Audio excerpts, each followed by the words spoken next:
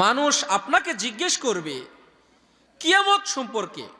সাআত মানে সময়, কিন্তু এখানে সাআত বলতে কিয়ামতের সময়, যে কিয়ামত কখনো হবে এই কথাটা আপনাকে মানুষজন এসে জিজ্ঞেস করবে যে কিয়ামত কখনো হবে। হে নবী, আপনি তাদেরকে যে উত্তর দিবেন সেটা হচ্ছে কুল, হে নবী আপনি তাদেরকে বলুন ইন্নামা ইলমুহা ইনদা রাব্বি, এই কিয়ামতের সময় যিনি জানেন তিনি হচ্ছেন একমাত্র রব আল্লাহ সুবহানাহু ওয়া তাআলা। আল্লাহ ছাড়া এই পৃথিবীর কোনো মানুষ, কোনো ব্যক্তি, কোনো বুজুর্গ কেউ বলতে পারবে না যে কিয়ামত অমুক দিনে হবে। কেউ হয়তো বলবে 25 সালে, কেউ 26 সালে, কেউ 30 সালে, কেউ 50 সালে বা অমুক দিন। এগুলো সম্পূর্ণ ভুয়া, যার কোনো তথ্য নেই। বরং কিয়ামতের একটি নির্ধারিত সময় থাকবে যে এই আলামতগুলো যখন প্রকাশ পাবে, এই আলামতগুলো যখন আমরা হবে সমাজে, তার মানে বুঝতে হবে কিয়ামত খুব কাছাকাছি। কিয়ামতের কিছু রয়েছে ছোট আলামত, কিছু রয়েছে বড় আলামত। আল্লাহ তাআলা বলছেন লা ইউজাল্লিহা লিওয়াক্তিহা ইল্লা হুয়া সাকুলাত ফিস সামাওয়াতি ওয়াল আরদ। এই কিয়ামতের সময় এমন একটি নির্ধারিত বিষয় যে এটা আল্লাহ ছাড়া আর কেউ জানেন না। আসমান এবং জমিন যেরকম সৃষ্টি হয়েছে, অনুরূপ এই কিয়ামতের যে নির্ধারিত সময়, এই সময় যথা সময়ে অবশ্যই অবশ্যই হবে। এই সময়টা কেউ বলতে পারবে না, আমিও না, আপনিও না। আল্লাহ তাআলা বলছেন ইয়াসআলুনাকা আনিস সাআহ, হে নবী মানুষ আপনাকে জিজ্ঞেস করবে কিয়ামত কখন হবে। কুল ইন্নামা ইলমুহা ইনদা রাব্বি, হে নবী আপনি তাদেরকে বলুন এই কিয়ামতের সময় আল্লাহ ভালো জানেন। ওয়ামা ইউদরিকা লাআল্লা সাআতা তাকুনু করিবা, তাদেরকে বলে দেন তাকুনু করিবা, এটা বেশি দূরে নয়, খুব কাছাকাছি, যে কোনো সময় হতে পারে। তাকুনু করিবা, করিব শব্দের অর্থ হচ্ছে খুব কাছাকাছি, নিকটবর্তী। এই নিকটবর্তী যে কোনো সময় কিয়ামত হতে পারে। তার কিছু আলামত রয়েছে, সেগুলো সামনে আসছে। আল্লাহ তাআলা বলছেন ইয়াসআলুনাকা আনিস সাআহ, হে নবী মানুষ আপনাকে জিজ্ঞেস করবে কিয়ামত সম্পর্কে। ফিমা আনতা মিন যিকরাহা, আল্লাহ তাআলা মুহাম্মদ সাল্লাল্লাহু আলাইহি সাল্লামকে বলছেন যে কিয়ামতের সময় কখন কিয়ামত হবে, হে নবী এটা তো তোমার জানার কথা নয়, তুমি তো এটা বলতে পারবে না, আমি আল্লাহ বলতে পারবো, এটা কেউ বলতে পারবে না। তার মানে কিয়ামত কখন হবে আল্লাহ ভালো জানেন। তবে তার কিছু আলামত রয়েছে। এই কিয়ামত কখন হবে, জিবরিল আলাইহিস সালাম আল্লাহর নবীকে এসে জিজ্ঞেস করলেন হে মুহাম্মদ কিয়ামত কখন হবে। এই হাদিসটি আবু হুরায়রা রাদিয়াল্লাহু তাআলা আনহু থেকে বর্ণিত। তিনি বলছেন, আল্লাহ নবী বলছেন, আল্লাহ নবীকে জিজ্ঞেস করলেন যে কিয়ামত কখন হবে। আল্লাহ নবী বললেন মাল মাসউলু আনহা বিআলামা মিনাস সাইল, যাকে জিজ্ঞেস করা হয়েছে তার থেকে তিনিই ভালো জানেন যিনি জিজ্ঞেস করেছেন। তার মানে আমি জানি না, জিবরিল তিনি হয়তো জানতে পারেন বা আল্লাহ জানেন, আমি জানি না। তার মানে আল্লাহ যেহেতু জিজ্ঞেস করেছেন, তার মানে আল্লাহ ছাড়া আমি জানি না। আপনিও যেমন জানেন না, জিবরিল আপনিও যেমন জানেন না, আমিও তেমন জানি না। যিনি জানেন তিনি হচ্ছেন আমাদের রব আল্লাহ সুবহানাহু ওয়া তাআলা। তার মানে পৃথিবীর যে কেউ যদি জিজ্ঞেস করে যে কিয়ামত কখন হবে, তার মানে আমরা বলবো আমরা জানি না। পৃথিবীর কোনো আলিম, পৃথিবীর যদি কোনো বুজুর্গ, পৃথিবীর যে কোনো বিদ্বান তিনি যদি বলেন কিয়ামত হবে 29 সালে, 30 সালে, 50 সালে, তার মানে তিনি বলছেন ভুয়া, মিথ্যা কথা, যার কোনো ভিত্তি নেই, যার কোনো দলিল নেই। তার মানে কিয়ামত কখন হবে আমরা বলবো আমরা জানি না, আল্লাহ সুবহানাহু ওয়া তাআলা ভালো জানেন। এখন আসেন কিয়ামতের আলামত সম্পর্কে আমরা ধারাবাহিকভাবে একটা আলোচনা করি। এক নম্বর আলামত হচ্ছে রাসূলুল্লাহ সাল্লাল্লাহু আলাইহি ওয়াসাল্লাম যখন মৃত্যুবরণ করবেন, তার মানে এটা একটা কিয়ামতের আলামত যে রাসূলের মৃত্যু হওয়ার পরে কিয়ামতের আলামত হবে। এ সম্পর্কে আনাস ইবনে মালিক রাদিয়াল্লাহু তাআলা আনহু থেকে বর্ণিত, তিনি বলছেন, আল্লাহ নবী বলছেন বুইসতু আনা ওয়াস সাআতু কাহাতাইন, আমি এবং কিয়ামত খুব পাশাপাশি আমরা এই দুনিয়াতে আগমন করেছি। ওয়াজাম্মা সাবাবাতা ওয়াল উসরা, এই দুই নখ যেরকম পাশাপাশি, তার মানে কিয়ামত যে কোনো সময় হয়ে যেতে পারে, এর কোনো নির্ধারিত সময় নেই। আমি যেদিন মৃত্যুবরণ করব তার মানে বুঝতে হবে কিয়ামত আমার মৃত্যুর পরে যে কোনো সময় হতে পারে। আজকেও হতে পারে, 10 বছর পরেও হতে পারে, 10,000 বছর পরেও হতে পারে। তার মানে কোন দিন হবে আল্লাহ সুবহানাহু ওয়া তাআলা ভালো জানেন। 2 নাম্বার, চন্দ্র দ্বিখণ্ডিত হওয়া। এ সম্পর্কে আল্লাহ তাআলা বলছেন ইকতারাবাতিস সাআহ ওয়া শাক্কাল কমার।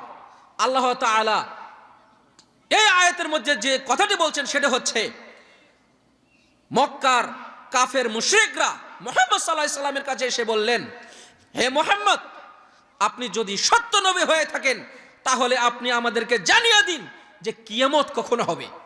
তখন মুহাম্মদ রাসূলুল্লাহ সাল্লাল্লাহু আলাইহি ওয়াসাল্লাম তিনি তো আর জানেন না। তখন তিনি আল্লাহর অনুমতি ক্রমে তাকে বললেন যে যদি আপনি নবী হয়ে থাকেন তাহলে এই চাঁদকে ভাগ করে দেখান, মানে অর্ধেক করে দেখান। আল্লাহ তাআলা অনুমতি ক্রমে তখন মুহাম্মদ রাসূলুল্লাহ সাল্লাল্লাহু আলাইহি ওয়াসাল্লাম চাঁদকে ভাগ করলেন, মানে 2 ভাগ করলেন, অর্ধেক করলেন। এটাই হচ্ছে কিয়ামতের একটি আলামত। চন্দ্র দ্বিখণ্ডিত হবে, যে আপনি যে আসলেই নবী আমরা কিভাবে বুঝবো যে আপনি আসলেই নবী, আপনি সত্য নবী আমরা কিভাবে বুঝবো? তার প্রমাণ আপনাকে দিতে হবে। কি প্রমাণ? আপনি এই চাঁদকে অর্ধেক করে দেখান। আল্লাহ তাআলার অনুমতি ক্রমে চাঁদকে অর্ধেক করে দেখালেন। এটাই হচ্ছে কিয়ামতের একটি আলামত। 3 নম্বর আলামত, বাইতুল মাকদিস বা ফিলিস্তিন বিজয় অর্জন করবে। মুহাম্মদ রাসূলুল্লাহ সাল্লাল্লাহু আলাইহি ওয়াসাল্লাম বলছেন, সাহাবীরা শুনে রাখো, তোমরা কিয়ামতের 6টি আলামত গণনা করো। তার মধ্যে একটি হচ্ছে যেদিন বাইতুল মাকদিস বিজয় অর্জন করবে মুসলমানেরা, তার মানে এটা একটা কিয়ামতের আলামত। আর এই আলামত বাস্তবায়িত হয়েছে ওমর রাদিয়াল্লাহু তাআলা আনহুর সময়ে। আরবি 16 সালের, হিজরি 16 সালের ওমর রাদিয়াল্লাহু তাআলা আনহুর মাধ্যমে এই বাইতুল মাকদিস বিজয় অর্জন করেছে, মুসলমানদের হস্তগত হয়েছে। তার মানে এটা একটা কিয়ামতের আলামত। তার মানে আমাদের বাস্তব প্রমাণিত হচ্ছে, মনে হচ্ছে যে কিয়ামত যে কোনো সময় হয়ে যেতে পারে। তার কারণ কোরআন এবং হাদিসে যে আলামতগুলো বলা হচ্ছে, এই আলামতগুলো কিছু কিছু বাস্তবায়িত হচ্ছে। আর কিছু আলামত যখন বড় বড় কিছু আলামত যখন প্রকাশ পাবে, তার মানে তখন বাস্তবিক কিয়ামত খুব দ্রুত হয়ে যাবে। এখন আসেন, মানুষের ধন সম্পদ বৃদ্ধি পাবে, এটাও একটি কিয়ামতের আলামত। আবু হুরায়রা রাদিয়াল্লাহু তাআলা আনহু থেকে বর্ণিত, তিনি বলছেন, আল্লাহ নবী বলছেন, লা তাকুমুস সাআহ হাত্তা ইউকসরা ফীকুমুল মাল। কিয়ামত ততদিন পর্যন্ত হবে না যতদিন পর্যন্ত মানুষের ধন সম্পদ বেশি না হবে, ততদিন পর্যন্ত কিয়ামত হবে না। আল্লাহর নবীকে জিজ্ঞেস করলেন যে সেটা কিভাবে?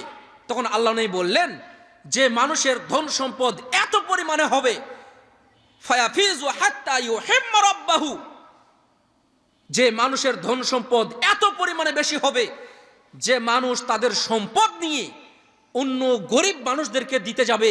গরিব মানুষ তারা ধনী হয়ে যাবে, তারা বলবে যে আমাদের সম্পদের কোনো প্রয়োজন নেই, তোমার সম্পদের আমার কোনো প্রয়োজন নেই। তার মানে মানুষ, পৃথিবীতে কোনো গরিব মানুষ থাকবে না।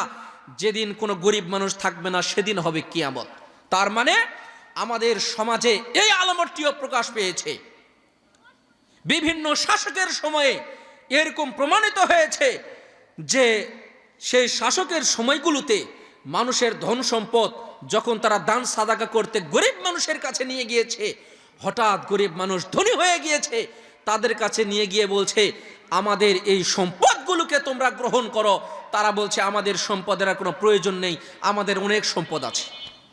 তার মানে আপনি দেখেন যে 1971 সালে যখন এই বাংলাদেশ স্বাধীন হয়েছে, তখন মানুষ হয়তো, অনেক মানুষ এরকমও ছিল যে মানুষ তারা হয়তো ভালো মতো খেতে পায়নি। কিন্তু বর্তমানে যদি আপনি দেখেন যে কোনো মানুষ না খেয়ে মারা যায় না। কমপক্ষে গরিব সবচেয়ে নিম্নমানেরও যদি গরিব হয়, তারপরেও সে 3 বেলা ভালো মতো খেতে পারে। এই 3 বেলা ভালো মতো খেতে পারে, তার মানে এই পরিবেশটাও আজ থেকে 20 বছর 30 বছর আগে ছিল না। তার মানে পরিবেশ ধীরে ধীরে এমন হবে যে মানুষের ধন সম্পদ এত পরিমাণে বৃদ্ধি হবে যেটা মানুষ কল্পনাও করতে পারবে না।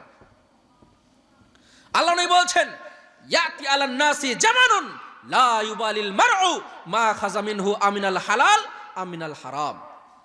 মানুষের মাঝে এমন একটা যুগ আসবে যে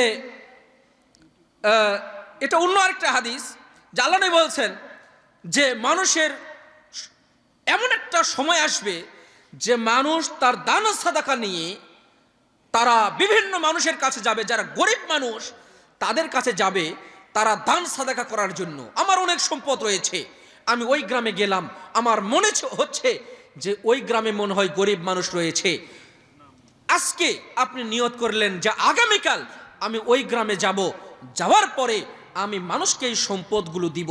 কিন্তু পরের দিন যখন তাদের কাছে আপনি দান সাদাকা করার জন্য যাবেন, ওই দিন আপনি দান সাদাকা করার সময় সে মানুষগুলো আপনাকে বলবে, ভাই দেখেন আজকে আমার অনেক সম্পদ, এই সম্পদগুলো যদি তুমি কালকে নিয়ে আসতে আমি নিতাম, আজকে আমার কোনো সম্পদের প্রয়োজন নেই। কেন? আজকে আমার এত পরিমাণে সম্পদ যে আজকে আমার কোনো সম্পদের প্রয়োজন নেই, আমি অনেক ধনী হয়ে গিয়েছি। তার মানে মানুষ রাতারাতি ধনী হয়ে যাবে, মানুষ রাতারাতি ধনী হয়ে যাবে, মানুষের এত পরিমাণে সম্পদ হবে যা মানুষ কল্পনাও করতে পারবে না। তার মানে আপনি আজকে যে পর্যায়ে রয়েছেন, কিয়ামতের আগ মুহূর্তে এমন একটা সময় আসবে যে মানুষ আর কোনো গরিব মানুষ থাকবে না, সবাই ধনী হয়ে যাবে, তখন হবে কিয়ামত। তারপরে সমাজে ফিতনা ফাসাদ বৃদ্ধি পাবে। ইন্না মিন আশরাতি সাআতি ফিতানান, আল্লাহ নবী বলছেন কিয়ামতের পূর্বে বিভিন্ন ফিতনার আবির্ভাব ঘটবে। কা কিতাইল লাইল মুসলিম, আল্লাহ নবী বলছেন যেমন অন্ধকার রাতে যেমন কুয়াশার মতো যে এরকম কুয়াশা পড়ে, এইভাবে ফিতনা সমাজে আবির্ভাব ঘটবে। আজকেই কেন জানি এই গ্রামের মানুষ ভালো ছিল, কালকে এই পরিবেশটা এমন হয়ে যাবে, রাতের অন্ধকারের মধ্যে এমন ফিতনা আবির্ভাব হবে যে মানুষ ঝগড়াঝাটি, মারামারি, কাটাকাটি, হিংসা, বিদ্বেষ এগুলোতে ভরে যাবে, আর তখন হবে কিয়ামত।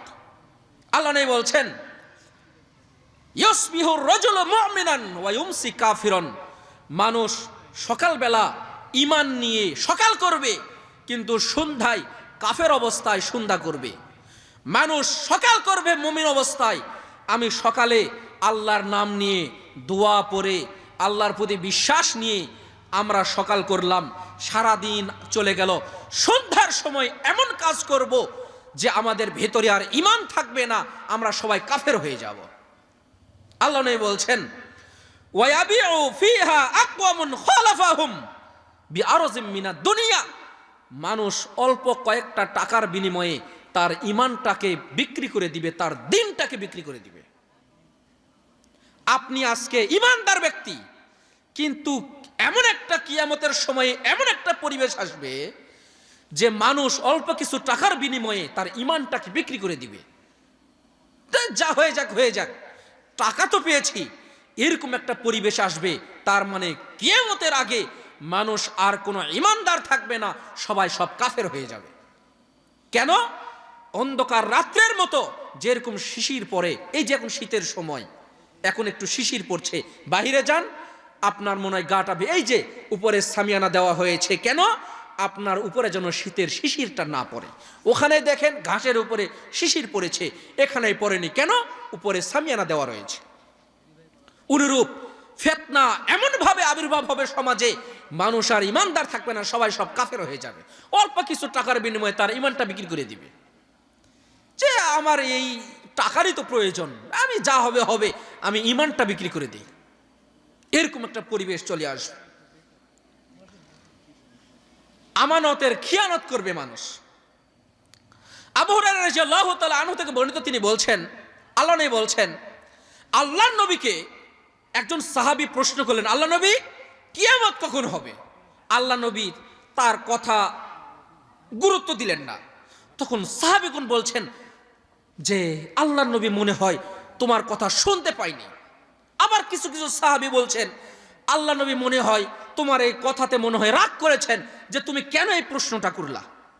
তখন হঠাৎ এক সময় আল্লাহ নবী বলছেন, আচ্ছা তোমাদের মধ্যে এই যে কিয়ামত কখন হবে এই প্রশ্নটা তোমরা কে করেছিলা? তখন ওই সাহাবী বলছেন যে আল্লাহ নবী আমি করেছিলাম। আল্লাহ নবী বলছেন শুনে রাখো, ইযা যুইয়াতিল আমানাহ ফান্তাজিরিস সাআহ, শুনে রাখো যখন মানুষ আমানতের খিয়ানত করবে তখন হবে কিয়ামত। তখন আল্লাহ নবীকে সাহাবীগণ প্রশ্ন করলেন, কাইফা ইযাতুহা ইয়া রাসূলুল্লাহ, আল্লাহ নবী মানুষ কিভাবে আমানতের খিয়ানত করবে? আল্লাহ নবী বলছেন, ইযা উসনিতাল আমরু ইলা গায়রি আহলিহা ফান্তাজিরিস সাআহ, হে সাহাবীরা শুনে রাখো যখন সমাজের নেতৃত্ব দিবে, সাহাবীরা শুনে রাখো যখন সমাজের নেতৃত্ব দিবে অযোগ্য ব্যক্তি, মূর্খ ব্যক্তি, যার শরীয়তের কোনো জ্ঞান নাই, তখন হবে কিয়ামত। আর এটাই হচ্ছে আমানতের খিয়ানত। আর এই সময়ের জন্যই তোমরা অপেক্ষা করো, যখন এরকম পরিবেশ আসবে মনে করবা যে কিয়ামত খুব দ্রুত হবে। এটাই হচ্ছে আমানতের খিয়ানত। আমরা আমানতের খিয়ানত বলতে যেটা বুঝি তা হচ্ছে যে আপনার কাছে কেউ কোনো টাকা রাখলো আপনি তাকে দিলেন না। আমরা আমানত বলতে যেটা বুঝি যে সে একটা কথা বলল আমি সেই কথাটা কাউকে বলে দিলাম। আমরা আমানত বলতে মনে হয় এতটুকুই বুঝি। জি না, যখন অযোগ্য ব্যক্তি যখন বিভিন্ন দায়িত্বে বসে যাবে, একটা মসজিদের সেক্রেটারি হবে অযোগ্য ব্যক্তি, একটা দায়িত্বশীল যখন হবে অযোগ্য ব্যক্তি, একটা বিভিন্ন শ্রেণী পেশার মানুষ যখন হবে অযোগ্য ব্যক্তি, তখন হবে কিয়ামতের আলামত। এই যে মাহফিলগুলোতে যখন অযোগ্য ব্যক্তি যখন মাহফিল করবে, যখন অযোগ্য বক্তাকে নিয়ে এসে যখন মাহফিল করা হবে, তখন হবে কিয়ামত। যার কোনো ডিগ্রি নেই, যার কোনো পড়াশোনা নেই, হুদাই মিথ্যা কথা, মিথ্যা গল্প কাহিনী বলে আপনাকে এসে কথা বলে যাবে। আর এটাই হচ্ছে কিয়ামতের একটি আলামত। আর এই সময়ের জন্যই তোমরা অপেক্ষা করো। আল্লাহ সুবহানাহু ওয়া তাআলা এরকম ব্যক্তিদের থেকে আল্লাহ পরিত্রাণ দান করুন, বলুন আল্লাহুম্মা আমিন। তারপরে হচ্ছে বিদ্যা উঠে যাবে, শিক্ষা, এটা মানুষের মাঝ থেকে উঠে যাবে। আনাস ইবনে মালিক রাদিয়াল্লাহু তাআলা আনহু থেকে বর্ণিত, তিনি বলছেন, আল্লাহ নবী বলছেন, ইন্না মিন আশরাতি সাহ, কিয়ামতের যে আলামতগুলো রয়েছে তার মধ্যে একটি আলামত হচ্ছে আই ইউরফাল ইলম, বিদ্যা উঠে যাবে, ওয়ায়াজহারুর জাহাল, মূর্খতা বেশি হবে। বিদ্যা কি? যখন মানুষ দ্বীনি জ্ঞান অর্জন করবে না, যখন মানুষ দ্বীনি জ্ঞান অর্জন করবে না, যখন মানুষ দ্বীনি জ্ঞান অর্জন করবে না, দুনিয়াবি বিদ্যা নিয়ে তার ব্যস্ত থাকবে। দুনিয়াবি বিদ্যা অর্জন করেন তার প্রয়োজন রয়েছে, দুনিয়াবি বিদ্যা অর্জন করেন তার প্রয়োজন রয়েছে, দুনিয়াবি বিদ্যা অর্জন করেন তার প্রয়োজন রয়েছে। কিন্তু শরীয়তের জ্ঞান অর্জন করার পরে, আপনি কোরআন শিক্ষা করার পরে যে কোনো বিদ্যা অর্জন করেন, সারা পৃথিবী সমপরিমাণ বিদ্যা অর্জন করেন, কোনো সমস্যা নেই। আপনি শরীয়তের জ্ঞানটা আগে অর্জন করেন। আপনি কিভাবে নামাজ পড়বেন তার দোয়া দুরূদ জানেন না, কিভাবে আপনি খাবার দাবার করবেন, খাওয়ার শুরুতে কি বলতে হয় আপনি জানেন না, উযু করার শুরুতে কি বলতে হয় আপনি জানেন না, আপনি সালাত আদায় করতে যাচ্ছেন মসজিদে প্রবেশ করতে কি দোয়া বলতে হয় আমরা ভালো মতো জানি না। আমরা সালাত আদায় করি, কত দোয়া রয়েছে আমরা জানি না। আমরা যদি কঠিন বিপদের মধ্যে পড়ি, আমরা যদি কঠিন বিপদের মধ্যে পড়ি, আমরা যদি কেউ বলি লা ইলাহা ইল্লা আনতা সুবহানাকা ইন্নী কুনতু মিনাজ জালিমিন, আল্লাহ সুবহানাহু ওয়া তাআলা বলছেন, আল্লাহর নবী মুহাম্মদ রাসূলুল্লাহ সাল্লাল্লাহু আলাইহি ওয়াসাল্লাম বলছেন, সেই ব্যক্তি যত কঠিন বিপদে পড়ুক না কেন, এই ব্যক্তিকে আল্লাহ সুবহানাহু ওয়া তাআলা তার বিপদ থেকে উদ্ধার করবেন। অথচ এই যে শরীয়তের জ্ঞান, আমরা এগুলো জানি, অনেকে হয়তো জানি, কিন্তু জানি না কোথায় কিভাবে বলতে হয়। আর এটাই হচ্ছে কিয়ামতের একটি আলামত, যে আপনি সারা পৃথিবী পরিমাণ আপনি বিদ্যা অর্জন করবেন, কিন্তু শরীয়তের জ্ঞান যখন অর্জন করবেন না, আপনি কোরআন ভালো মতো শিখতে জানেন না, আপনি কোরআন ভালো মতো পড়তে জানেন না, আপনি সারা পৃথিবী পরিমাণ বিদ্যা অর্জন করেন, শরীয়তের জ্ঞানটাও অর্জন করেন, তাহলে আপনার এই বিদ্যাটা মজবুত হয়ে যাবে, অবশ্যই অবশ্যই খুব শক্তিশালী হয়ে যাবে যতদিন পর্যন্ত শরীয়তের জ্ঞান আপনারা অর্জন করবেন। শরীয়তের বিদ্যা যখন আপনার ভিতরে থাকবে, এই শরীয়তের বিদ্যা যতদিন আপনার ভিতরে থাকবে, তার মানে কিয়ামত এখনো হবে না। যখন আপনার ভিতরে শরীয়তের জ্ঞান থাকবে না, তখন মনে করবেন কিয়ামত খুব দ্রুত হবে। আমরা আমাদের সন্তানদের অবশ্যই অবশ্যই সারা পৃথিবী পরিমাণ সমান বিদ্যা আমরা অর্জন করাবো, পাশাপাশি তাদেরকে শরীয়তের জ্ঞানটাও অর্জন করাবো। বলেন ইনশাআল্লাহ। আল্লাহ আমাদের সকলকে শরীয়তের জ্ঞান অর্জন করার তুমি তৌফিক দান করো, আমাদের সন্তানদের শরীয়তের জ্ঞান অর্জন করার তৌফিক দান করো। বলেন আল্লাহুম্মা আমিন। আব্দুল্লাহ ইবনে ওমর রাদিয়াল্লাহু তাআলা আনহু থেকে বর্ণিত, তিনি বলছেন, আল্লাহ বলছেন, ইন্নাল্লাহা লা ইয়াকবিজুল ইলম, নিশ্চয় আল্লাহ সুবহানাহু ওয়া তাআলা বিদ্যাকে উঠিয়ে নেবেন না। ইন্নাল্লাহা লা ইয়াকবিজুল ইলম, নিশ্চয় আল্লাহ সুবহানাহু ওয়া তাআলা শরীয়তের জ্ঞানকে উঠিয়ে নেবেন না। ওয়ালাকিন ইয়াকবিজুল ইলমা বিকবজিল উলামা, কিন্তু আলেম যখন মৃত্যুবরণ করবে, এই আলেমদের মৃত্যু হওয়া মানে শরীয়তের জ্ঞান আল্লাহ উঠিয়ে নেবেন।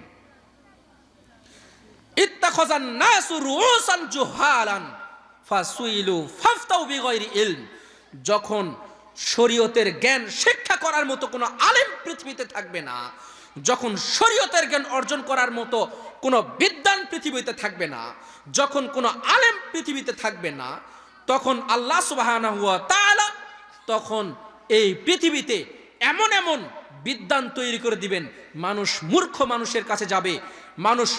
মানুষের কাছে যাবে, গিয়ে জিজ্ঞেস করবে শরীয়তের বিদ্যা কিভাবে কি করতে হবে না করতে হবে।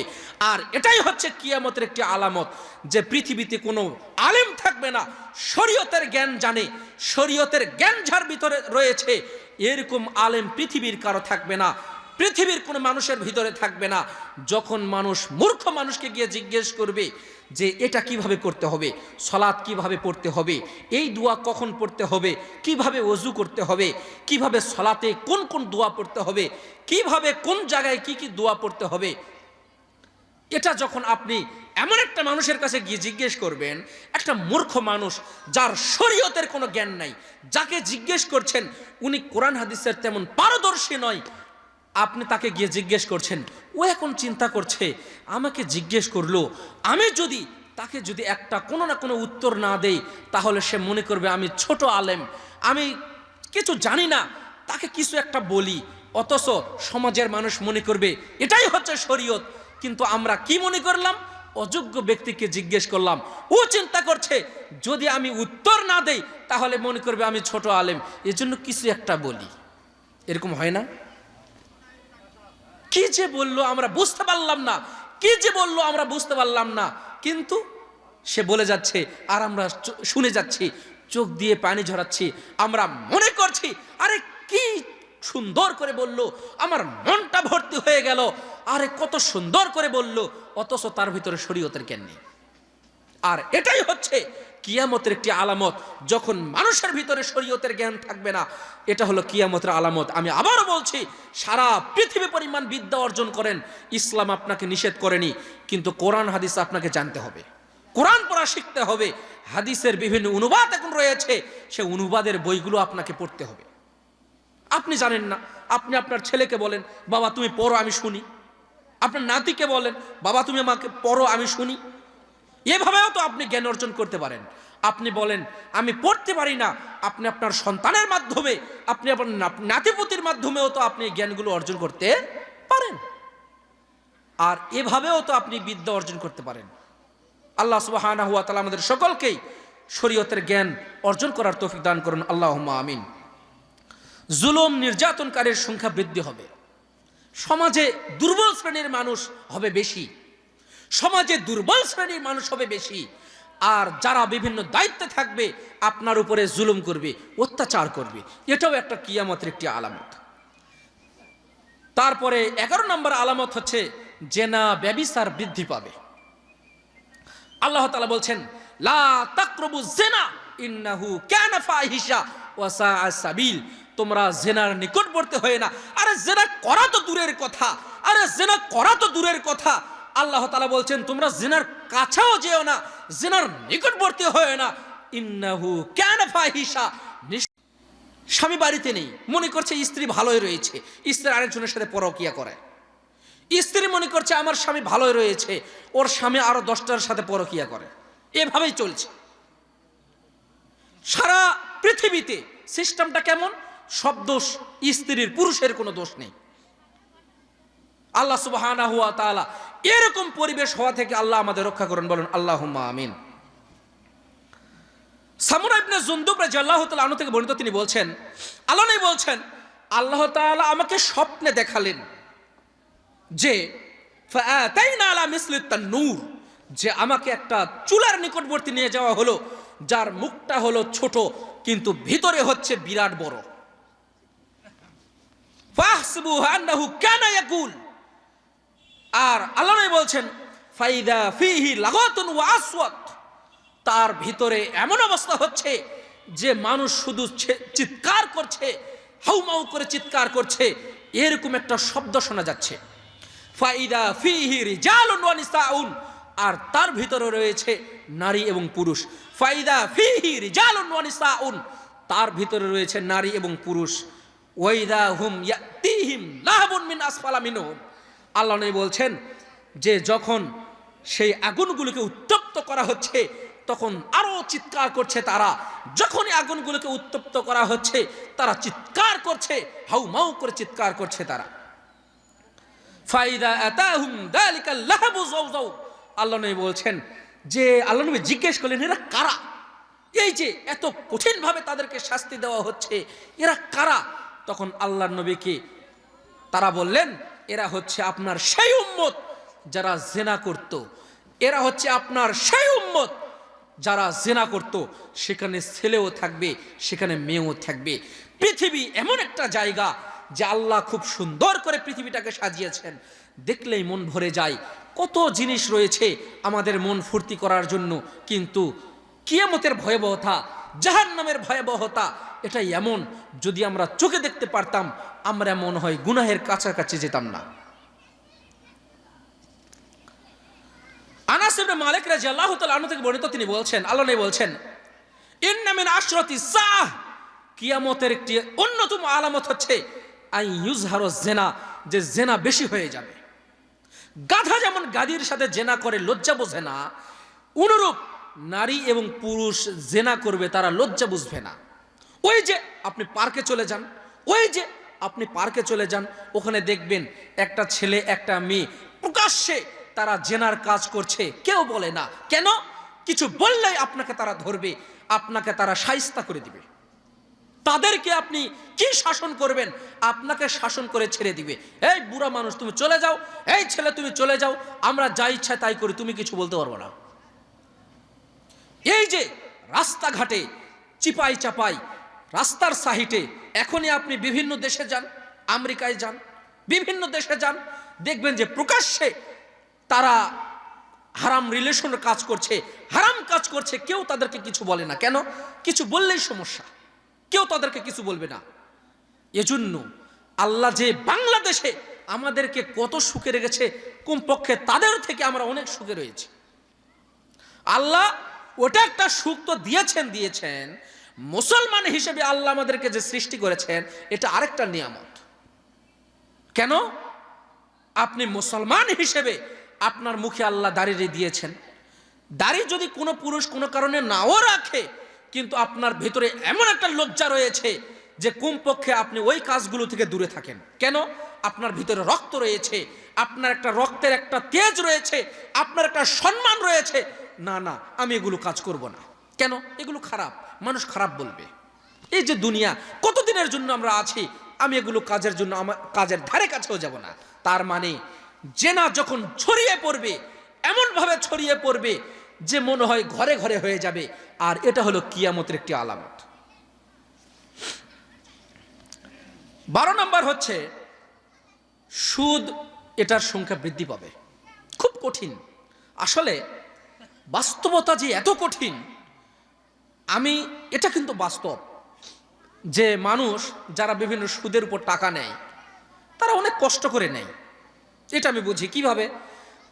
আপনি ভ্যান চালান, আপনার ভ্যানের ব্যাটারি শেষ, যে কারো কাছে ধার চাইবেন দিবে না।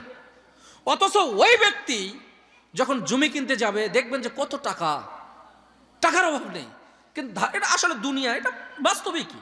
আপনার কাছেও চাইতে আসলে আপনিও হয়তো কাউকে দেন না, তার মানে পরিবেশটাই এরকম। এখন নিরুপায় হয়ে আপনি কি করেন? কিস্তি উঠান। তবে আমাদের সাধ্যমতো চেষ্টা করতে হবে যে এটা একটা কিয়ামতের আলামত, তার মানে সুদ ঘরে ঘরে চলে যাবে। যখন এরকম ছড়িয়ে পড়বে এটা হলো কিয়ামতের আলামত। আল্লাহ তাআলা বলছেন, ইয়া আইয়ুহাল্লাযীনা আমানু, হে ঈমানদারগণ, লা তাকরুমুজ জিনা, তোমরা জিনার নিকটবর্তী হয় না। আরে যাওয়া তো দূরের কথা, ধারে কাছেও যেও না। আযআফা মুযাফা, এবং চক্রবৃদ্ধি হারে, তার মানে চক্রবৃদ্ধি হারে বোঝেন? উদাহরণটা দিয়ে আপনাকে দেখেন। আপনি কারো কাছ থেকে 100 টাকা সুদ নিয়েছেন, প্রতি মাসে দিতে হয় 10 টাকা করে সুদ। টাকা তো টাকার জায়গাতে থাকে, কিন্তু এক মাসে আপনি সুদ দিতে পারেননি, 10 টাকা দিতে পারেননি। পরের মাসে গিয়ে ওই 10 টাকা মূল টাকায় যুক্ত হবে। তার মানে প্রতি মাসে আপনি দিতেন কত? 10 টাকা করে সুদ, 100 টাকার 10 টাকা।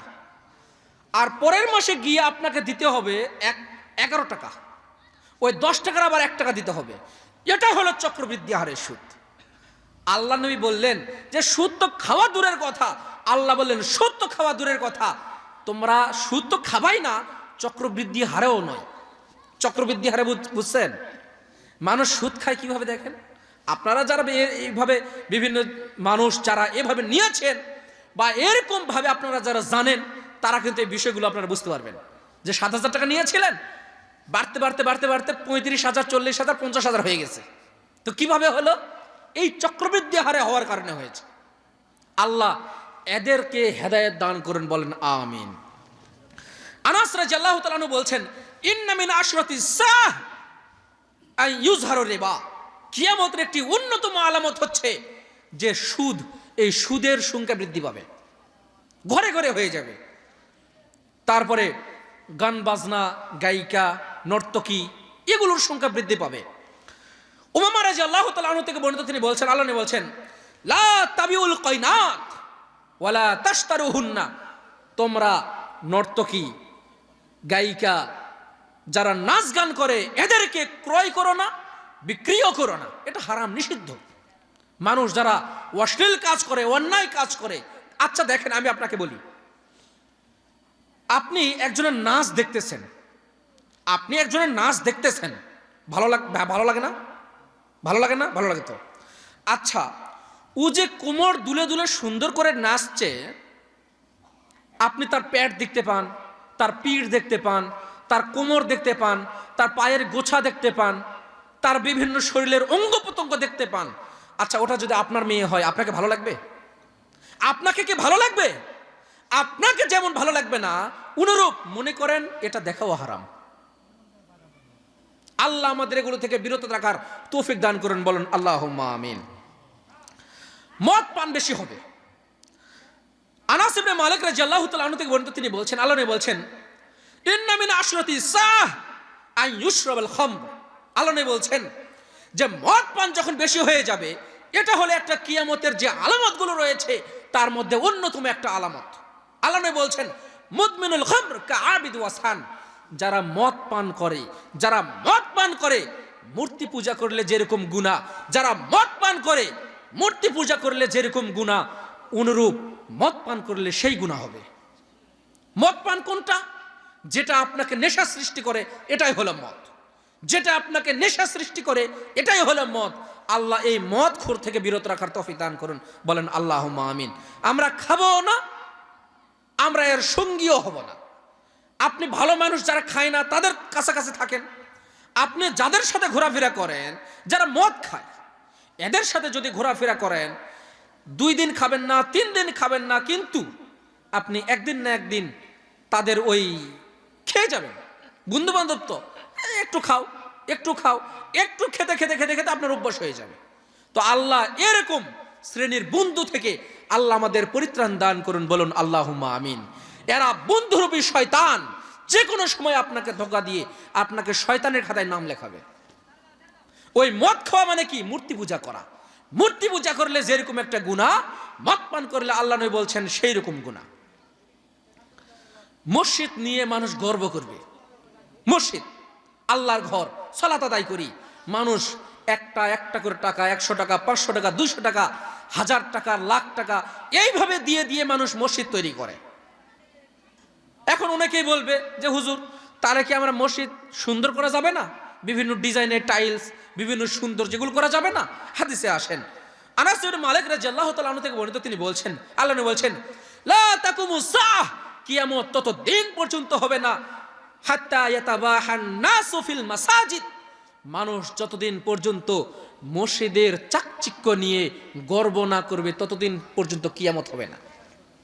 হাদিসের ভাষাটাকে বোঝেন, তারপরে দেখেন আল্লাহ নবী যেটা কথা বললেন যে তোমরা মসজিদের কিয়ামত ততদিন পর্যন্ত হবে না যতদিন পর্যন্ত মানুষ মসজিদের সৌন্দর্য নিয়ে গর্ব না করবে।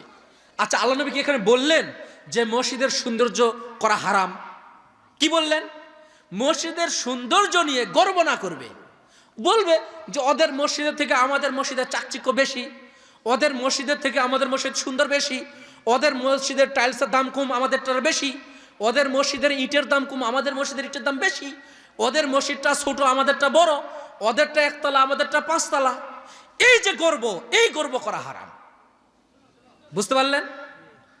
মসজিদের চাকচিক্য করা হারাম নয়, কিন্তু হারাম কি? মসজিদ নিয়ে যখন গর্ব করবেন, যে অহংকার করবেন, তখন মনে করবেন এটা একটা কিয়ামতের একটি আলামত। মসজিদের সুন্দর, হ্যাঁ আলহামদুলিল্লাহ। কেউ যদি বলে তোমাদের মসজিদটা সুন্দর, হ্যাঁ আলহামদুলিল্লাহ সুন্দর, চেষ্টা করেছি আমরা, কিন্তু কি নয়, এটা হারাম নয়।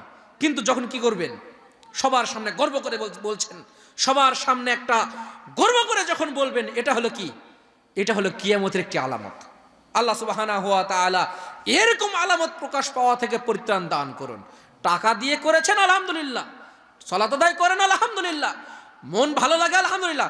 একটা ভালো একটা চাকচিক্য মসজিদে সালাত আদায় করতে কিন্তু মন ভালো লাগে। বিভিন্ন মডেল মসজিদে সালাত আদায় করেননি, শুনে ভালো লাগে না? কিন্তু যখন বলবেন যে আমাদেরটা ভালো তোমাদেরটা খারাপ, আমাদেরটা এরকম তোমাদেরটা এরকম, যখন এই অহংকার করবেন তখন হবে কি? হারাম। তার মানে মসজিদের চাকচিক্য নিয়ে গর্ব করা এটা হলো হারাম, কিন্তু চাকচিক্য করা হারাম নয়। বুঝতে পেরেছেন কথাটা? তারপরে কিয়ামতের আরেকটি আলামত হলো যে মানুষ তাদের বিভিন্ন বিল্ডিং নির্মাণ করবে। এই বিল্ডিং নির্মাণ করতে গিয়ে তারা প্রতিযোগিতা করবে। আমি 5 তলা করেছি, ও 6 তলা কেন করলো, আরেক তলা আমিও করব। ও 10 তলা করলো, আমি 20 তলা করব। ও 1 তলা করলো, আমি 5 তলা করব। এটা হলো কিয়ামতের একটি আলামত। আপনার টাকা দিয়েছেন, আপনি করেন, সমস্যা নেই তো। 10 তলা করেন, আপনার প্রয়োজন। 10টা ছেলে 10 তলা করেন, 5টা ছেলে 5 তলা করেন, 5টা ছেলে 5টা বাড়ি করেন। হারাম? হারাম নয় তো। কিন্তু কি, মানুষ যখন প্রতিযোগিতায় লিপ্ত হয়ে যাবে তখন মনে করবেন এটা একটা কিয়ামতের একটি ভয়ঙ্কর আলামত, যে এই গর্ব আল্লাহ শুধু এটা বিষয়ে নয়, যে কোনো বিষয়ে যখন আপনি গর্ব অহংকার করবেন এটা হারাম বা নিষিদ্ধ। আল্লাহ এরকম ধনী হওয়ার থেকে আল্লাহ তৌফিক দান করুন, আল্লাহ পরিত্রাণ দান করুন এরকম ধনী হওয়া থেকে। টাকা দিয়েছে করেন না, কিন্তু অহংকার করা যাবে না। পৃথিবীতে তারাই চিরস্থায়ীভাবে ধনী হতে পারেনি যারা তাদের সম্পদ নিয়ে অহংকার করে, যারা তাদের সম্পদ নিয়ে গর্ব করে, এরা চিরস্থায়ী ধনী কখনো হতে পারেনি। কেন?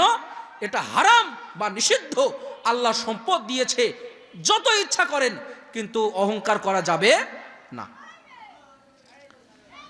আরেকটি আলামত হচ্ছে যখন মারামারি কাটাকাটি যখন বেশি হয়ে যাবে। আল্লাহ নবী বলছেন, আনাস রাদিয়াল্লাহু তাআলা আনহু থেকে বর্ণিত, তিনি বলছেন, আল্লাহ নবী বলছেন, লা তাকুমুস সাআহ হাত্তা ইউকসুরুল হারাজ, কিয়ামত ততদিন পর্যন্ত হবে না যতক্ষণ পর্যন্ত হারাজ বৃদ্ধি না পাবে। সাহাবীগণ জিজ্ঞেস করলেন, আল্লাহ নবী হারাজ কি? হারাজ তো বুঝতে পারলাম না, মাল হারাজ, হারাজ কি? আল্লাহ নবী বললেন, আল কতলু, আল কতলু, হত্যা করা, মারামারি করা, কাটাকাটি করা। এই কাজ যখন মানুষ করবে এটাই হলো কিয়ামতের একটি আলামত, যে মানুষ মারামারি করবে, কাটাকাটি করবে। তুচ্ছ একটি বিষয়, সামান্য একটি বিষয় নিয়ে তারা মারামারি করবে, কাটাকাটি করবে, ভাই ভাই হিংসা করবে। এটা হলো একটা কিয়ামতের একটি আলামত। সারাদিন রোজা থাকে সওয়াব অর্জনের জন্য, সারাদিন রোজা থাকে সওয়াব অর্জন করার জন্য। বিকেলবেলা দেখেন খালি পেটে থাকে, একটা কথা কেউ বলেছে, ঝগড়া লেগে গিয়েছে, এটা করতে যাবেন না। কারণ এই মারামারি যখন সমাজে বৃদ্ধি পাবে, মনে করবেন এটা একটা কিয়ামতের একটি আলামত। সময় দ্রুত চলে যাবে, সময় দ্রুত চলে যাবে, এটা একটা কিয়ামতের একটি আলামত। আবু হুরায়রা রাদিয়াল্লাহু তাআলা আনহু থেকে বর্ণিত, তিনি বলছেন, আল্লাহ নবী বলছেন, লা তাকুমুস সাআহ হাত্তা ইয়াতাকারাবাজ জামান, কিয়ামত ততদিন পর্যন্ত হবে না যতদিন পর্যন্ত সময় দ্রুত চলে না যাবে। as-sanatu kash-shahr, একটা বছর মনে হবে একটা মাসের মতো। আশ-শাহরু কাল-জুমআহ, একটা মাসকে মনে হবে একটা সপ্তাহের মতো। আল-জুমআতু কাল-ইয়াউম, একটা সপ্তাহকে মনে হবে একটা দিনের মতো।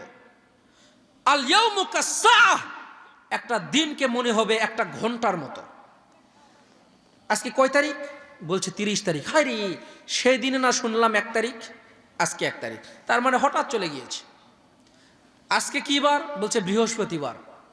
আহা, আজকে কি বার? বলছে শুক্রবার। আরে সেদিনে না সালাত আদায় করলাম, আজকে শুক্রবার। খুব দ্রুত যখন সময় চলে যাবে, এটা হলো একটা কিয়ামতের একটি অন্যতম একটি আলামত, যে সময় খুব দ্রুত চলে যাবে।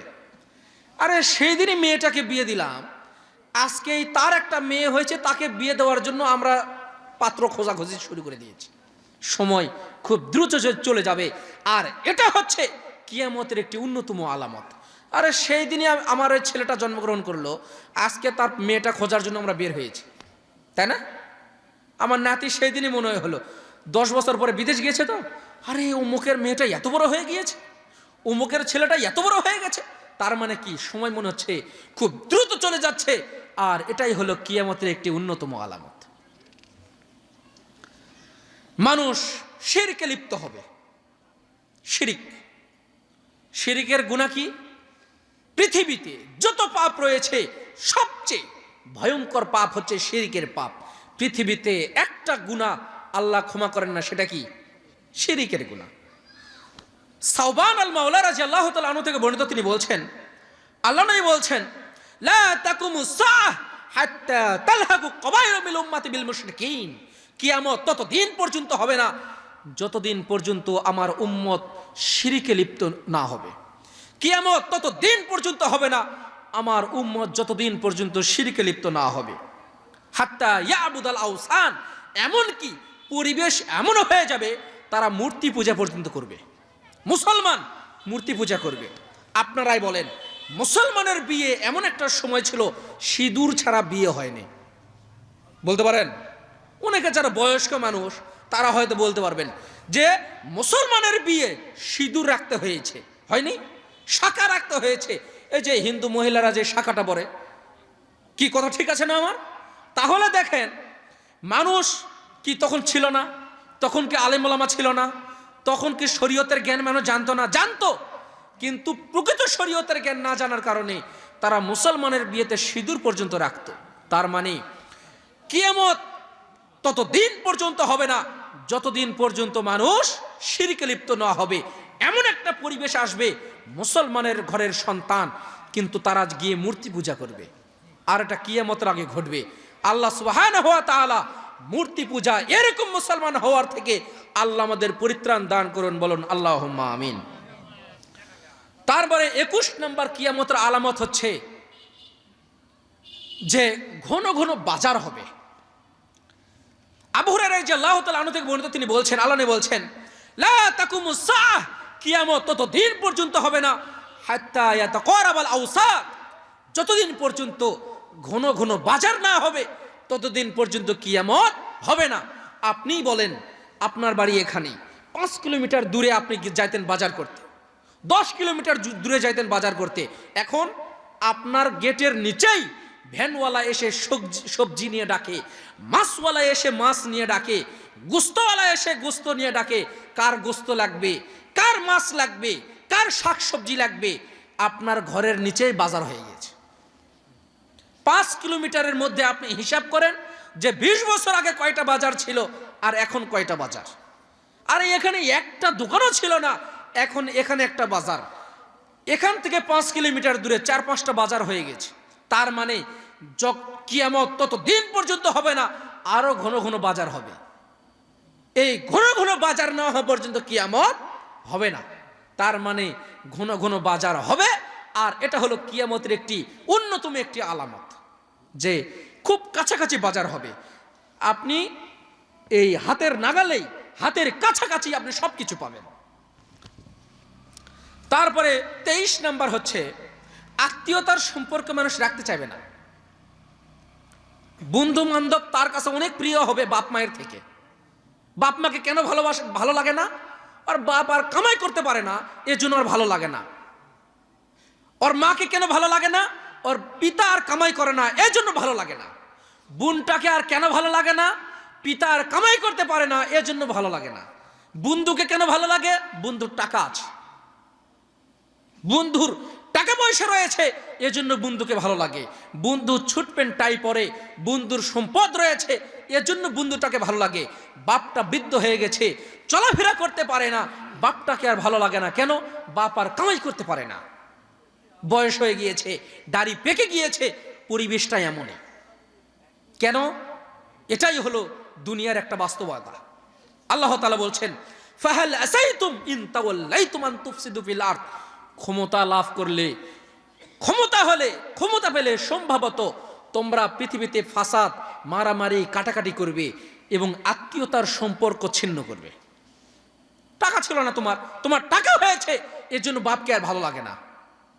কেন?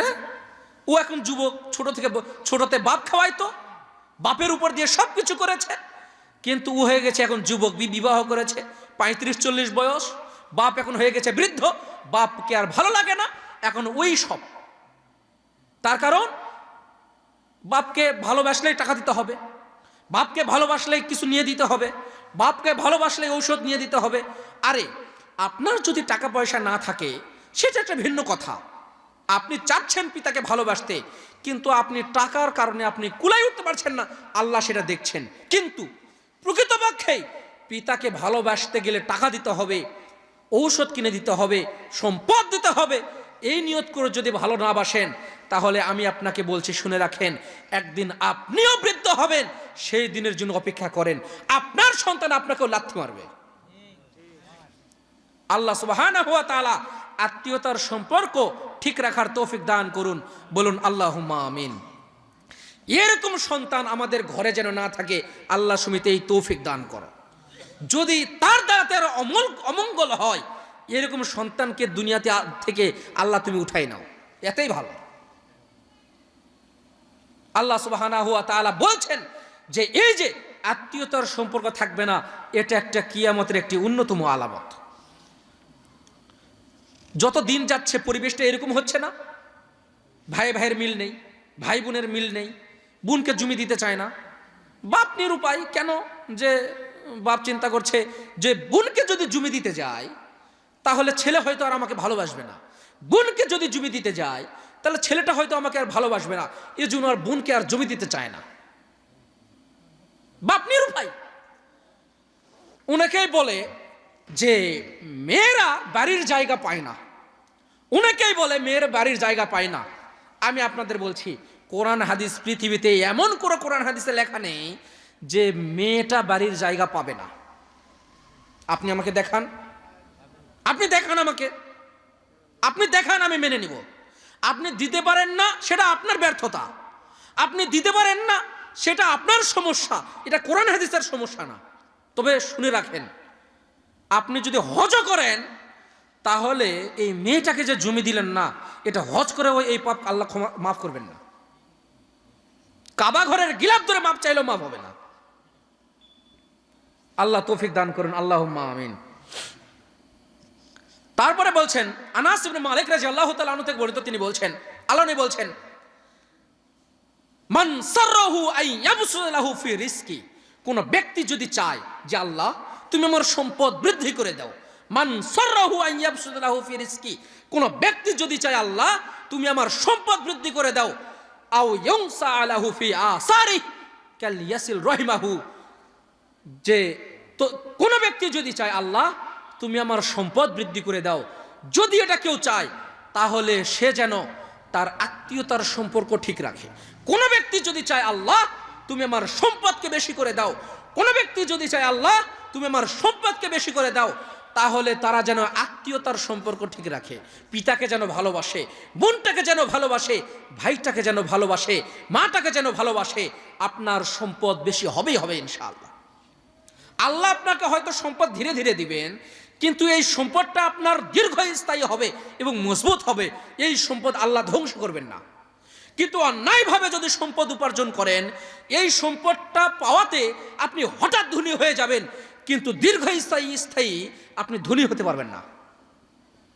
আপনি যেমন হুট করে ধনী হবেন, দেখবেন 10 বছর পরে হঠাৎ আপনার সব সম্পদ শেষ, একটা সম্পদ আর নেই, আবার আপনি ওই ভিক্ষার ঝুলি। এরকম ধনী হওয়া থেকে আল্লাহ আমাদের পরিত্রাণ দান করুন, বলুন আল্লাহুম্মা আমিন। 24 নম্বর কিয়ামতের আলামত হচ্ছে যে মানুষ তাদের যে দাড়ি নাই, দাড়ি যখন সাদা হয়ে যাবে তখন এই দাড়িটাকে কালো রং দিয়ে তখন কালারিং করবে। আমি বলছি না, আল্লাহ নবী বলছেন। আব্দুল্লাহ ইবনে আব্বাস রাদিয়াল্লাহু তাআলা আনহু থেকে বর্ণিত, তিনি বলছেন, আল্লাহ নবী বলছেন, ইয়াকুনু ফি আখিরি ইয়াখজিবুনা ফি আখিরিজ জামান, ইয়াকুনু কওমুন ইয়াখজিবুনা ফি আখিরিজ জামান বিসসাওয়াদ। কিয়ামতের আগে এমন একটা সময় হবে যে মানুষ তাদের দাড়িটাকে কালো রং দিয়ে কালারিং করবে। কাহাওয়াসিল হামাম, এরাই ওই সমস্ত লোক, লা ইয়াজিদুনা রাইহাতাল জান্নাহ, যারা জান্নাতের সুগন্ধিও পাবে না। তারা ওই সমস্ত লোক যারা তাদের দাড়িকে কালো রং দ্বারা কালারিং করবে, সেটা কলপি বলেন আর যা ইচ্ছা তাই বলেন, আমি নাম বলবো না। আপনি আপনার দাড়িকে আপনি কালারিং করবেন কালো রং দ্বারা। কি রং দ্বারা? কালো রং, মেহেদি দ্বারা না। মেহেদি দ্বারা করলে তো সমস্যা নেই, তবে কালো রং দ্বারা যখন কালারিং করবেন, এটা হলো কিয়ামতের একটি আলামত। শুধু কিয়ামতের একটি আলামত নয়, লা ইয়াজিদুনা রাইহাতাল জান্নাহ, এরা ওই সমস্ত লোক তারা জান্নাতে যাওয়া তো দূরের কথা, জান্নাতের সুগন্ধিও পাবে না।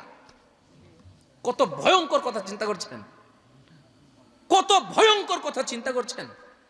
আল্লাহ সুবহানাহু ওয়া তাআলা আমাদের এরকম হওয়া থেকে পরিত্রাণ দান করেন, বলেন আল্লাহুম্মা আমিন। কৃপণতা বৃদ্ধি পাবে। ওর টাকা আছে কিন্তু খরচ করে না, টাকা আছে কিন্তু খরচ করে না। সন্তানের জন্য যা প্রয়োজন তা খরচ করতে হবে, অপচয় করা যাবে না। স্ত্রীর জন্য যা প্রয়োজন খরচ করতে হবে, অপচয় করা যাবে না। নিজের জন্য যা প্রয়োজন খরচ করতে হবে, অপচয় করা যাবে না। ও ধনী মানুষ, ও ব্যবহার করছে একবারে ফাতরা একটা কাপড়, নিষেধ। আপনার আল্লাহ যে পরিমাণ সম্পদ দান করেছেন, আল্লাহ আপনাকে যেমন সম্পদ দান করেছেন সেরকম পোশাক আপনাকে পরতে হবে। কেন? আল্লাহ আপনার সম্পদ দান করেছেন। আল্লাহ তাআলা বলছেন, মাইয়ুকাশুহা নাফসাহু ফাউলাইকা হুমুল মুফলিহুন। মাইয়ুকাশুহা নাফসাহু, যারা কার্পণ্য হতে, যারা কৃপণতা করা থেকে নিজেকে মুক্ত করেছে, তারা সফল কাম, তারাই সফলতা অর্জন করেছে যারা নিজেকে কৃপণতা থেকে নিজেকে মুক্ত করেছে। আবু হুরায়রা রাদিয়াল্লাহু তাআলা আনহু থেকে বর্ণিত, তিনি বলছেন, আল্লাহ নবী বলছেন, কিয়ামতের যে আলামতগুলো রয়েছে তার মধ্যে একটা অন্যতম ভয়ঙ্কর একটি আলামত হচ্ছে যে মানুষ কৃপণতা করবে। টাকা আছে কিন্তু খরচ করতে চায় না। কেন? বয়স হয়ে গেছে, তাও খরচ করতে চাবে না। কৃপণতা করা যাবে না। এটা কিয়ামতের একটি আলামত যে মানুষ কৃপণ করবে। আবার কিছু কিছু মানুষ অতিরিক্ত বেশি বোঝে, কোরআন হাদিসের থেকে বেশি বোঝে, ও আবার অপচয় করে। অপচয় করাও যাবে না। আল্লাহ সুবহানাহু ওয়া তাআলা ইমানদার ব্যক্তিদের কিছু গুণাবলী বর্ণনা করেছেন যে আল্লাহর একবারে খাঁটি বান্দা কারা, আল্লাহর খাঁটি বান্দা কারা, এরকম কিছু আলামত বলতে গিয়ে আল্লাহ তাআলা বলছেন যে যারা অপচয় করে না তারা হলো আল্লাহর সবচেয়ে প্রিয় বান্দা। অপচয়ও করে না, আবার কৃপণতাও করে না, তারা হচ্ছে আল্লাহর সবচেয়ে প্রিয় বান্দা। আর যারা কৃপণতা করবে, কিয়ামতের আগে মানুষ কৃপণতা করবে, আর এটা হলো কিয়ামতের একটি অন্যতম আলামত। 26 নম্বর, ব্যবসা বাণিজ্য ছড়িয়ে পড়বে। এত পরিমাণে ব্যবসা আলামত হচ্ছে যে মানুষ শুধু পরিচিত ব্যক্তিদেরকে সালাম দিবে, অপরিচিত ব্যক্তিদেরকে সালাম দিবে না। ওয়াতাবশু তিজারা, এবং ব্যবসা বাণিজ্য এমন পরিমাণে ছড়িয়ে যাবে, অনেক ছড়িয়ে যাবে, মানুষ জানতে পারবে না যে এখানে গেলে ব্যবসা হতে পারে। এরকম বিভিন্ন সিস্টেম বের হবে। ব্যবসা বাণিজ্য যখন ছড়িয়ে পড়বে, এটা হলো কিয়ামতের একটি আলামত। হাত্তা তুহিনাল মারাতু লিনাফসি, এমনকি পরিবেশ এমন হয়ে যাবে যে তিনি ব্যবসা করবেন ঠিক আছে, তিনি ব্যবসা করবেন ঠিক আছে, কিন্তু তার স্ত্রীও তার সঙ্গে ব্যবসার কাজে সহযোগিতা করবে। আর এটা হলো কিয়ামতের একটি আলামত। ব্যবসা হারাম নয়, ব্যবসা হারাম নয়, কিন্তু আপনার স্ত্রী যদি পর্দা ঠিক রেখে, সুন্দর শালীনতার পোশাক রেখে যদি আপনাকে সহযোগিতা করে ঠিক আছে, কিন্তু এমনভাবে সহযোগিতা করছে আপনার নিয়তি খারাপ, যে আপনার মেয়েটাকে এখানে দোকানে রাখছেন এই কারণে যে আপনার ব্যবসার বরকত হবে, ব্যবসা বিক্রি বেশি হবে, এটা যদি নিয়ত থাকে, এটা শুনে রাখেন, এটা একটি কিয়ামতের একটি আলামত। ব্যবসা করা হারাম নয়, মেয়েরা ব্যবসার কাজ করবে এটা হারাম নয়। আচ্ছা, খাদিজা রাদিয়াল্লাহু তাআলা আনহা ব্যবসা করেননি? ব্যবসা করা হারাম, ব্যবসা হারাম নয়, কিন্তু আপনার নিয়ত যদি থাকে আমার মেয়েটাকে দোকানে এসে নিয়ে রেখেছি এই কারণে যে আমার মেয়ের প্রতি চেহারা সুন্দর, তো মনে করেছে যে ব্যবসা ভালো জমবে, তো এই জন্য তাকে নিয়ে রেখেছে, এটা নিষিদ্ধ, এটা করা যাবে না। তারপরে